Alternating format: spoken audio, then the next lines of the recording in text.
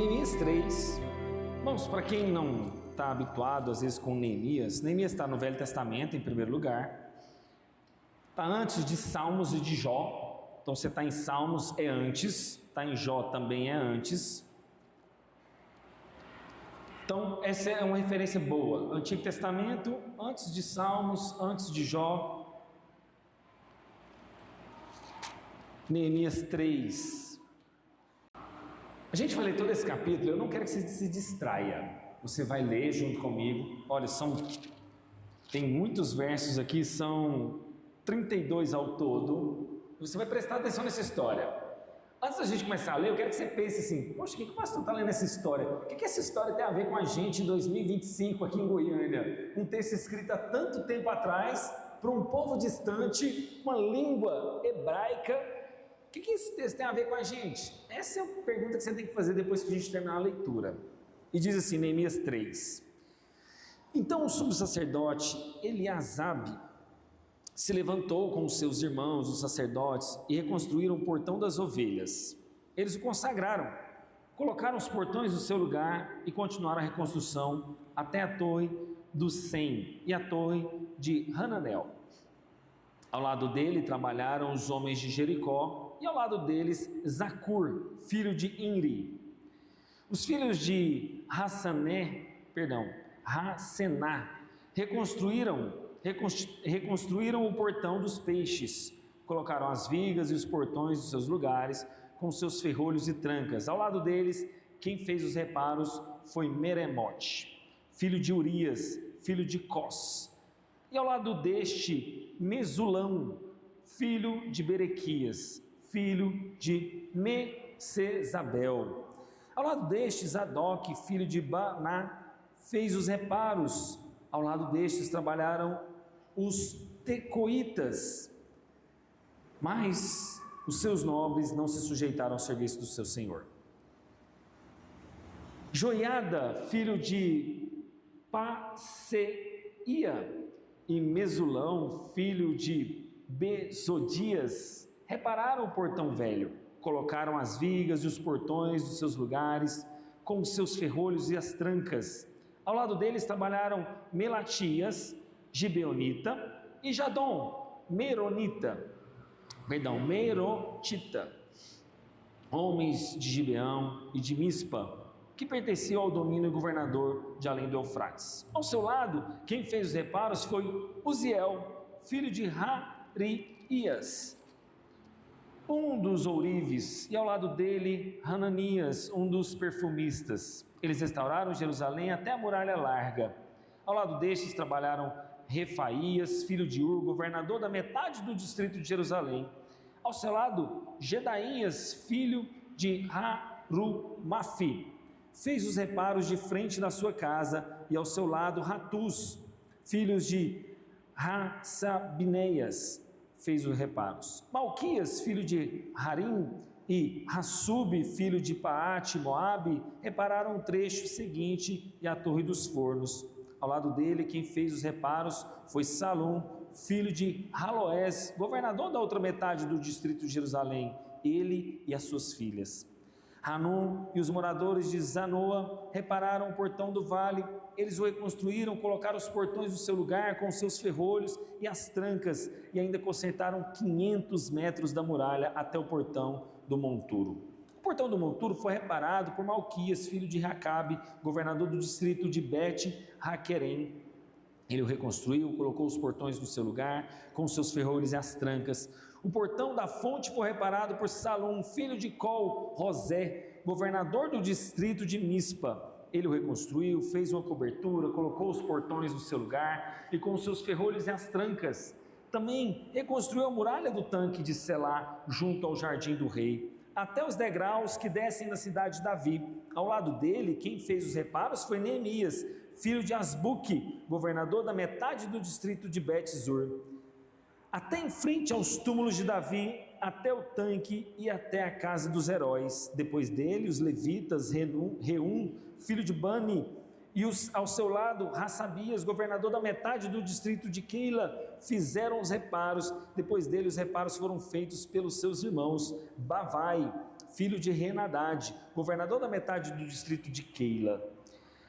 Ao seu lado, Ezer, filho de Jesua, governador de Mispa, reparou outro trecho em frente à subida para a casa das armas na esquina da muralha. Depois dele, Baruque, filho de Zabai, reparou com muito cuidado outro trecho, desde a esquina da muralha até as portas da casa de Eliasabe, o sumo sacerdote. Depois dele, Merenote, filho de Urias, filho de Cós, reparou outro trecho, desde a porta da casa de Eliasabe até a extremidade da casa de Eliasabe.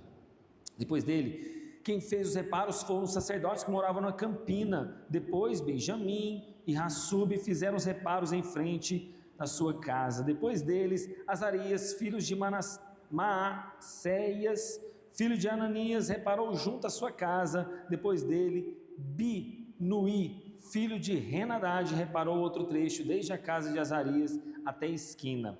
Palau, filho de Uzai, reparou em frente da em frente da esquina e da torre que sai do palácio real superior, que está ao pátio da prisão. Depois dele, Pedaías, filho de Parós, e os servos do templo que moravam em Ofel fizeram os reparos até a frente do portão das águas, na direção do leste e até a torre alta.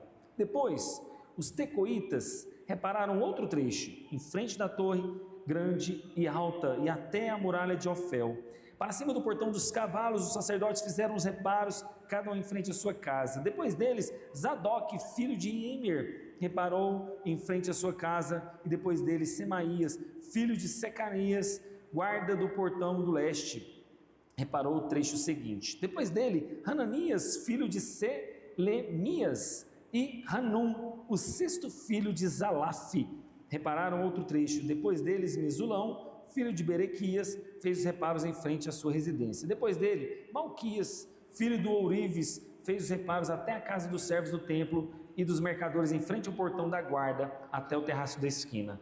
Entre o terraço da esquina e o portão das ovelhas, os reparos foram feitos pelos ourives e pelos mercadores. Capítulo grande, né, irmãos? Vamos orar pedindo para que Deus fale conosco. Parece não ter nada a ver com os dias de hoje, mas a minha ideia é completamente te desmistificar e falar assim: poxa, como esse texto falou comigo hoje? Vamos orar então. Pai, nós estamos aqui diante da Tua Palavra, nós carecemos da iluminação do Espírito Santo para que o Senhor fale conosco. Que essa noite nós saímos daqui edificados para a glória do Teu Filho e para a alegria do Teu povo, e assim oramos em nome de Cristo. Amém. Irmãos, o que esse texto tem a ver com a gente hoje? Falou o nome de um monte de gente, o nome de várias partes do muro de Jerusalém, e você pode perguntar: o que isso tem a ver comigo? Imagina uma grande cidade. Cidades antigamente eram construídas por muralhas, né? Certo? Nessas muralhas, a gente viu que estavam todas destruídas. A gente viu isso no capítulo de Neemias. A Bíblia está nada mais, nada menos do que descrevendo cada pessoa, reparando cada parte daquele muro em algum lugar. Só isso. Imagina se o muro dessa igreja estivesse aqui destruído. Aí eu falaria assim: Geninho, você vai reparar a sua parte aqui, a Marli vai reparar aquela outra parte, o seu Vilmar vai reparar aquela outra parte. Eles estão descrevendo pessoas e trabalhos e serviços em cada um dos locais da muralha, pura e simplesmente isso. E o tema que eu quero trabalhar com vocês aqui nessa noite é essa: como a gente pode trabalhar na igreja para o reino de Deus numa diversidade tão grande, onde cada um pensa de um jeito, cada um age de uma maneira. Como trabalhar na unidade diante da diversidade? Esse é o tema que a gente vai trabalhar hoje. E se você estivesse lendo a sua Bíblia, se deparasse com esse texto, você ia fechar e falar assim: quer saber? O povo fala para a gente ler a Bíblia, mas eu não entendo nada desse livro. Um livro antigo, para pessoas antigas, numa linguagem antiga. Eu vou fechar, vou trabalhar. Hoje é segunda-feira, eu tenho que ganhar a vida. Mas você lendo esse texto, você fala assim: Deus não falou comigo hoje hora nenhuma, estou indo embora. Mas é por isso que eu estou aqui. O objetivo é a gente explicar para você, quando você lê textos como esse, o que fazer com esse texto. E esse texto vai mostrar o nome de pessoas, lugares talvez esquecidos, que a gente nunca ouviu falar, de lugar que a gente nunca ouviu falar. Sabe o que a primeira coisa que esse texto nos mostra? É que Deus nos faz participantes da sua obra. A glória de Deus, tudo é para Deus, mas Deus, de certa maneira, nos dá o prazer e o privilégio de participar dessa obra. Isso não é maravilhoso? Deus nos salva, Deus faz tudo por nós, Deus morre na cruz, a gente não tinha como ter a salvação, Deus, além de dar a salvação para a gente, tem o privilégio, nos dá esse privilégio de participar da sua obra e ainda escrever o nosso nome. É maravilhoso. Então essas pessoas tiveram seu nome registrado, e nós estamos lendo aqui, olha, em 2025, o nome dessas pessoas que já morreram, mas que estão na história do povo de Israel, porque ajudaram na obra de Deus. Você quer ser participante dessa obra? Não sei se o irmão sabe, mas nós estamos plantando essa igreja. Essa igreja estava fechada há mais de um ano, e agora nós estamos recomeçando o trabalho. Para quem nos visita hoje, está sendo uma bênção. Eu louvo a Deus pelo número de visitantes aqui hoje, que é um número muito expressivo. Mas essa obra pertence a Deus, a glória é dele. Deus é que te trouxe aqui. Eu posso ter te ajudado, te influenciado, te convidado, mas é Deus que te faz você vir, não é eu. Não foi na força do meu braço, que eu fui lá na casa de cada um de vocês e trouxe vocês aqui. Então, se você está aqui, você já é alguém participante dessa obra. E é interessante que essa unidade na diversidade revela uma façanha extraordinária de como as pessoas estavam organizadas.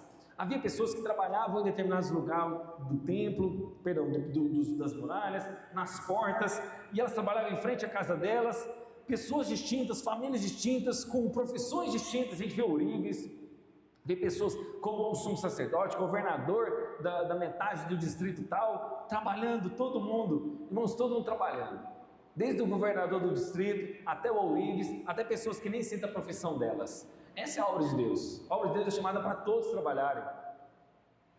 E após Neemias animar o povo, ele está com essa obra aqui, que Deus propôs no coração dele, ele já saiu do palácio, ele está em loco, as pessoas começaram a trabalhar. E aqui nesse capítulo mostra exatamente o plano detalhado, como ele foi realizado. E eu não vou detalhar todos os 32 versos, vou pegar só alguns. É interessante que a gente não vê briga entre eles não brigavam, eles não discutiam, eu quero trabalhar lá naquela parte do muro, eu quero consertar aquele portão. Não havia discussão. E esse texto começa no verso 1 dizendo assim: o sumo sacerdote Eliasabe, irmãos, às vezes eu estou lendo o nome dele de forma equivocada, Eliazibe. Gente, isso mostra uma humildade muito grande de Eliazibe. Por quê? Você sabe quem que era o sumo sacerdote? Olha só, o sumo sacerdote, ele vestia de forma diferente no Antigo Testamento, ele tinha uma veste especial. O sumo sacerdote significa nada mais do que o grande sacerdote, aquele que supervisionava os outros sacerdotes. O sumo sacerdote, então, ele tinha uma roupa especial, ele supervisionava os demais sacerdotes, ele tinha que ser de uma linhagem de Arão, ele tinha uma qualificação rigorosa, grande responsabilidade, ele era um cara diferenciado. E a Bíblia começa mostrando aqui que o sumo sacerdote pegou a mão na massa. O sumo sacerdote foi lá e botou a mão na massa. Ele não ficou pensando assim, eu não mexi com muralha, não. Eu vou deixar para o pedreiro, eu vou deixar para o pintor, vou deixar para o eletricista. Não, ele pôs a mão na massa. O sumo sacerdote não falou assim, eu só faço sacrifício do templo. Não. Isso mostra que a pessoa aprovada por Deus é humildade. Irmãos, não tem como você servir na igreja se você não for humilde. Arrogância não cabe aqui, não cabe.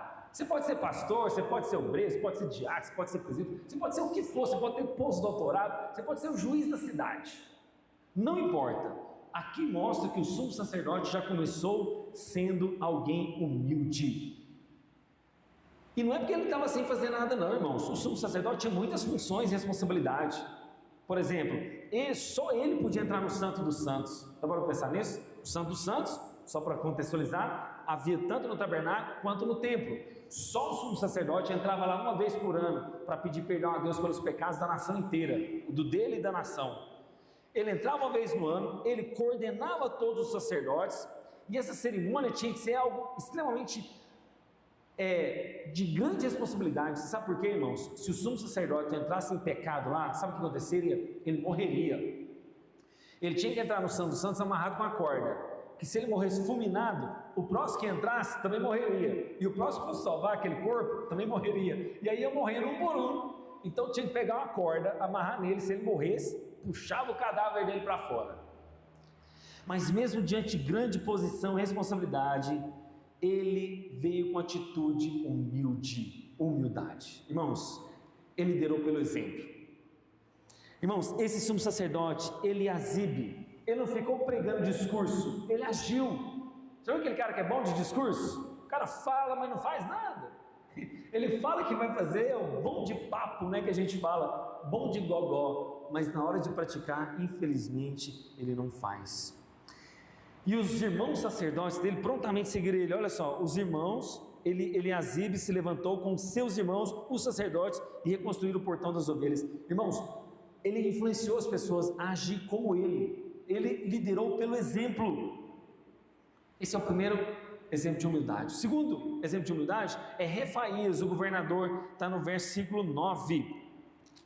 Olha como é que está escrito aí, ó, na sua Bíblia. Ao lado destes trabalharam Refaías, filho de governador da metade do distrito de Jerusalém. Ele cita outros governadores, mas eu vou pegar só esse aqui como exemplo. Irmãos, outro exemplo de humildade é Refaías. Refaías era o governador da metade do distrito de Jerusalém. A gente não sabe exatamente os detalhes, infelizmente, como essa administração acontecia, mas o fato é, só dele ter o título de governador de um distrito, já era alguma coisa.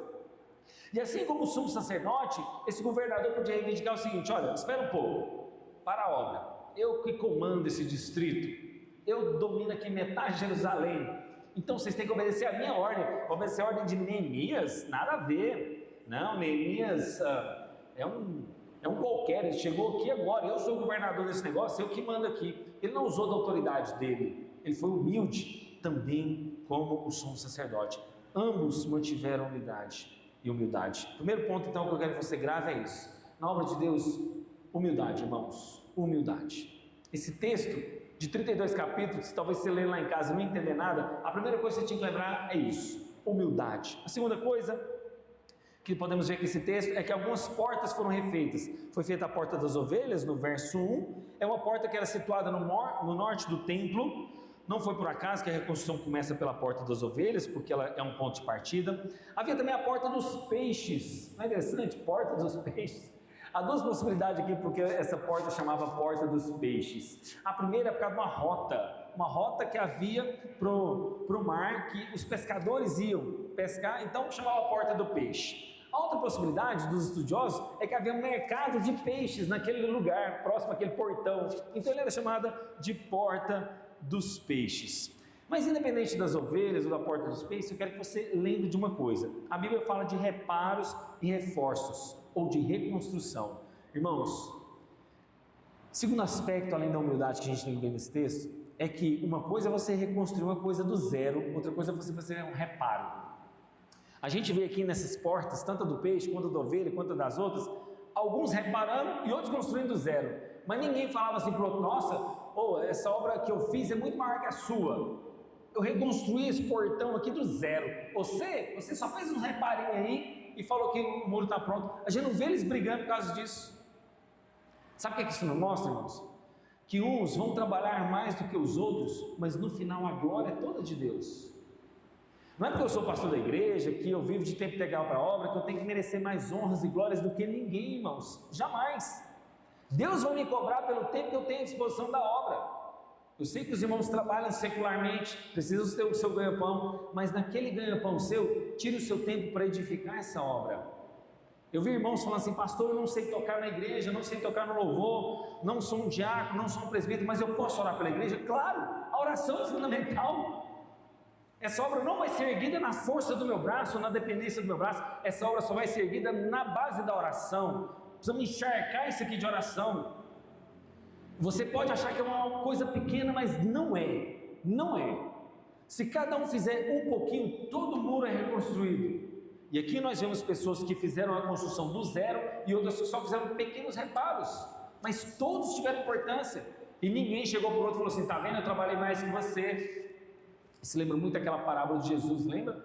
Que ele deu a cada um uma recompensa igual. Servo bom e fiel, foste fiel no pouco, sobre o muito te colocarei. Servo bom e fiel, foste fiel no pouco, sobre o muito te colocarei. Ele deu talentos diferentes, mas eles receberam a mesma recompensa.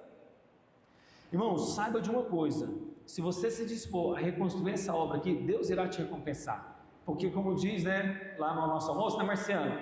O trabalho no Senhor não é em vão, não é em vão, jamais será. Mas infelizmente nem todos se submeteram. Não sei se vocês repararam, no verso 5 está escrito o seguinte: olha, mas os seus nobres não se sujeitaram ao serviço do seu Senhor. Em contraste, aquelas pessoas estavam animadas, estavam empolgadas, cada um na sua tarefa ali, alguns nos sujeitaram. Infelizmente isso acontece na igreja também. A gente não pode achar que aqui vai ser o paraíso no sentido de todo mundo vai trabalhar e todo mundo vai pegar mal-humorado. Alguns não vão querer se submeter, alguns não vão querer se sujeitar, como os nobres. E o termo aqui, seu senhor, há duas possibilidades. Eles não se submeteram ao próprio Neemias, ou não se submeteram aos supervisores que Neemias determinou para supervisionar aquela parte da obra. Quando fala que eles não se submeteram ao serviço do seu senhor, ou foi do supervisor de Neemias, ou foi do próprio Neemias. Mas aqui está mostrando exatamente que, infelizmente, mesmo dentro da igreja, tem pessoas orgulhosas, insubmissas, prepotentes, rebeldes. E é interessante que o texto fala de nobres, mas diante do reino de Deus não há nobreza nenhuma na atitude deles. Eles não podiam se humilhar, portanto, se não podem servir a Deus, não servir ao reino, não servir à obra de Deus, o propósito do qual eles tinham se submetido. Irmãos, ao contrário da humildade do sacerdote, do governador que a gente viu, a Bíblia ensina claramente que o orgulho é um obstáculo para a obra de Deus, não tem jeito. Deus resiste aos soberbos, mas dá graça a quem é humilde. Humildade, irmãos. Esses nobres não eram guiados por aquilo que a Bíblia diz, por exemplo, que Jesus veio para servir. Marcos capítulo 10, nós vemos isso. Neemias não permitiu que a insubmissão deles tirasse o otimismo deles. Então nós vimos que é necessária humildade. Nós vimos que uns fizeram reconstruções maiores que outros, mas nós vimos também pessoas insubmissas, infelizmente. Mas é muito triste. Mas apesar de ser triste, isso não pode te desanimar. Você não pode estar com o olho no outro que é insubmisso, que é rebelde, que é insubmisso, né? E não continuar a avançar, porque isso não pode impedir você de avançar. Mas é uma coisa interessante, não sei se vocês viram, por exemplo, no verso 8, fala de ourives. Olha só, no verso 8 diz que Hananias, um dos perfumistas, e na metade do verso 8, Uziel, filho de Haraias, um ourives. Afinal, construíram muralhas, restaurando portões, não usavam. O que o ourives estava fazendo lá? Não faz sentido um perfumista. O que o perfumista está fazendo na obra, irmãos? De muro? De portão? Sabe o que isso nos mostra? Nos mostra que no reino de Deus há espaço para todo mundo. Todo mundo. Pastor, eu só fiz até a 5ª série. Já viram aquele vídeo lá do burrão, né? O embrulha para viagem lá, dos vídeos do burrão. Eu só fiz a 5ª série, eu não posso fazer tal coisa. Claro que você pode no reino de Deus.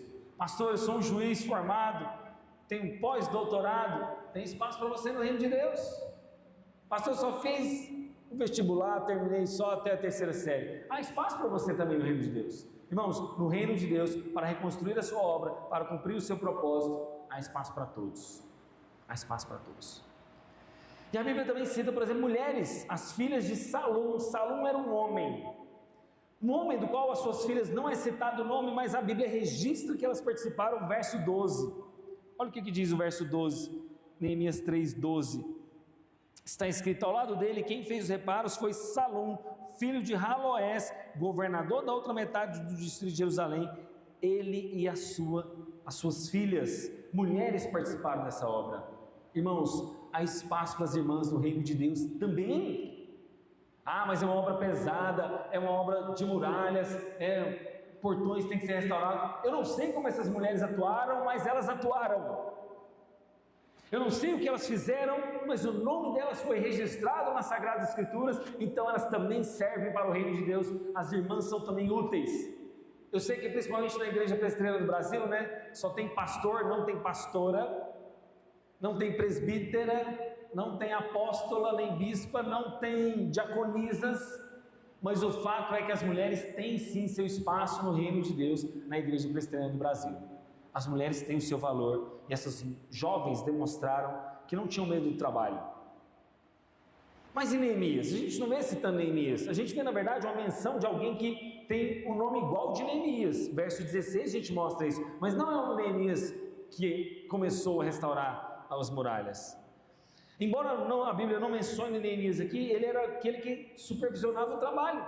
Metade dos servos trabalhavam onde havia necessidade, a outra metade vigiava. A gente vê isso, por exemplo, no capítulo 4, mais adiante a gente vai ver isso. Neemias fazia rondas, Neemias dirigia e encorajava os construtores, colocava a mão na obra nesse sentido, um olho vigilante, outro olho no inimigo, outro olho na obra. Então, de igual modo, Neemias levantou aquela muralha em 52 dias. Não é interessante isso? 52 dias? E a cidade então deixa de ser uma vergonha, e aquilo que precisa ser impossível torna-se possível. Partindo para aplicações finais, irmãos. Deus usou várias pessoas diferentes, de posições diferentes, graus culturais diferentes. Isso significa que a gente pode ter unidade na diversidade. Nós somos diversos, claro, idades, formação escolar, formação de vida. Nós somos muito diferentes, mas tem que haver unidade. Se todos nós nos esforçarmos para levantar essa obra que é essa igreja, estamos plantando essa igreja para a glória de Cristo, essa igreja será reerguida. E aqui me lembra muito aquilo que eu já falei para vocês sobre um ônibus. A igreja não é um ônibus. O que é um ônibus? O ônibus você paga a passagem, você senta confortavelmente no ônibus e você pede para que o motorista faça uma boa viagem. O motorista não vai rápido demais, mas também não vai devagar demais. Motorista, não passe correndo nesses buracos, nesse quebra-mola. Eu estou pagando a minha passagem, eu quero que você dirija direito. A igreja não é isso, onde o pastor está aqui à frente, os irmãos estão só assistindo e pensando assim: pastor, a igreja está assim, deveria ser assado. Pastor, faça isso ou não faça aquilo. Não, a igreja não é um ônibus, onde você senta, o motorista é o pastor e ele dirige. Não, nós somos um time, nós somos uma equipe. Nós somos muito mais que um time e equipe, nós somos uma família da fé. E eu já usei para vocês aquela ilustração das Olimpíadas. Quando existe nas Olimpíadas aquela equipe de remo, onde tem ali geralmente 4 pessoas, elas estão remando fortemente, sincronizadamente, rumo ao alvo, rumo à posição de linha de chegada para ganhar aquela medalha olímpica. Isso é a igreja, todos remando na mesma direção, na mesma velocidade, com a mesma intensidade. Cada um então deve se responsabilizar por essa parte dessa obra, irmãos. Você é alguém importante. Pastor, eu só posso fazer aquilo ali. Faça aquilo ali.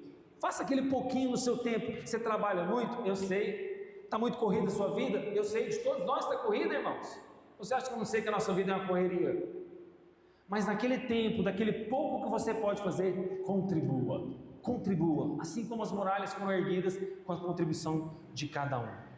Tem uma frase muito interessante que diz o seguinte, irmãos: nenhum de nós é tão bom quanto todos nós juntos. Então vamos supor que eu me considero alguém bom. Eu sou bom para fazer o serviço, mas nenhum de nós é bom sozinho, quando todos nós estamos juntos nessa unidade. E qual que é o nosso alvo aqui, irmãos? Nosso alvo aqui é plantar essa igreja. O nosso alvo aqui é sermos conformados à imagem de Cristo, adorar a Deus nesse lugar, amar e servir ao próximo. Servir.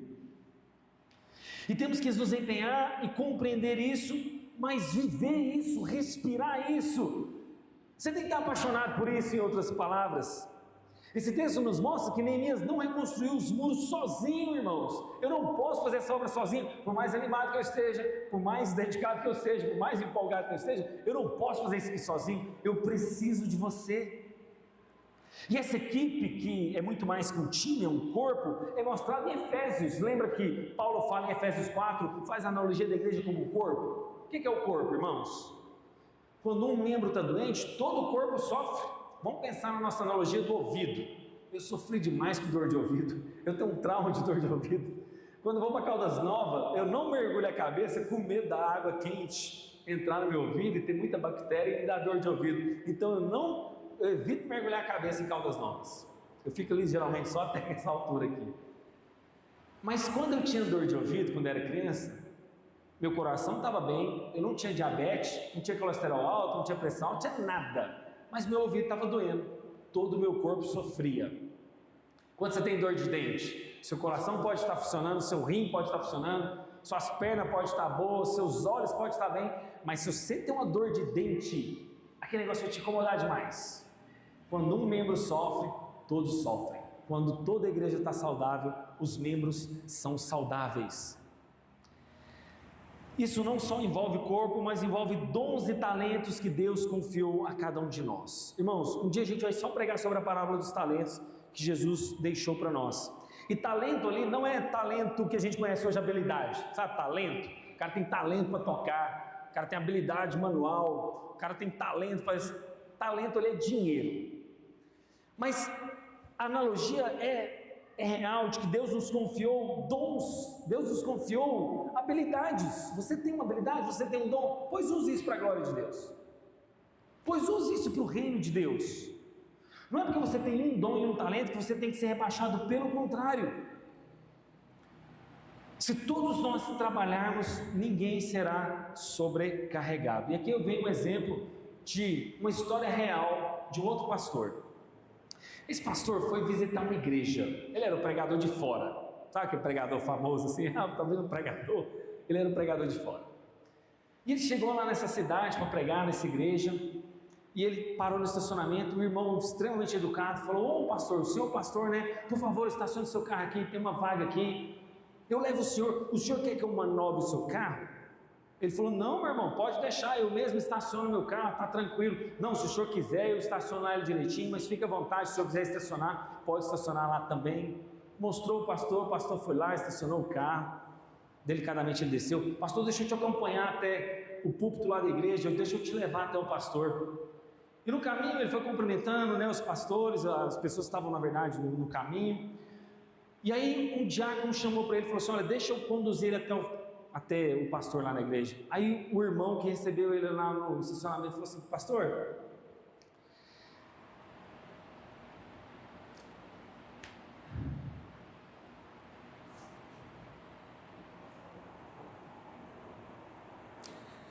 o irmão vai continuar te conduzindo. O senhor, está tudo bem? Eu posso deixar o senhor aqui na metade do caminho? Ele falou: meu irmão, claro, está tranquilo. O pastor pregou, ele ficou muito impactado com as atitudes daquele irmão.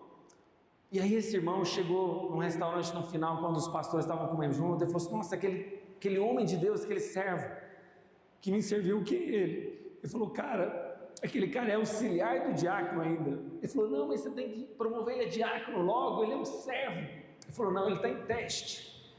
E esse cara é o juiz da cidade. Cara, o juiz da cidade estava humildemente recebendo aquele pastor no estacionamento da igreja. Ele não estava com vanglória nenhuma, ele não estava se vangloriando de nada, ele simplesmente queria servir. Irmãos, nós estamos aqui para servir. Ninguém é melhor do que ninguém, porque fez um curso X ou Y, porque é pastor, porque é o presbítero. Todos nós somos servos nos dons e talentos que Deus nos deu.